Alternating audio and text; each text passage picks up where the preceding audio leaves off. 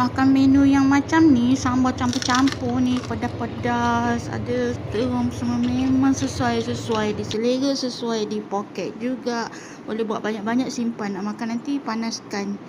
Okey, apa nama resepi dia? Senang je, semua goreng-goreng, tumis-tumis. Ada anak ikan bilis kembung, petai muda ni saya belah-belah macam ni. Nak tengok kalau ada ulat, buang yang ada ulat tu. Ambil petai yang elok-elok je. Okey, kalau rajin boleh kikis kulit. Lepas tu dah siap tu, bolehlah lamanya dia potong-potong. Bolehlah terung pepper, terung bulat, terung apa je lah yang kamu suka ni, pedas. Dah goreng, rendam dengan air sampai dia sejuk, ketuk-ketuk supaya rasa dia lembut, pulen gitu. Ikan bilis goreng dah rendam dengan air panas, campur MSG, sebab orang kata kalau campur macam tu boleh buat dia jadi crispy, tak masin. Tapi ikan bilis ni sedap. Lepas tu bahan-bahan semua telur dekat tu, cili, bawang putih, bawang merah, semua lah. Tumis.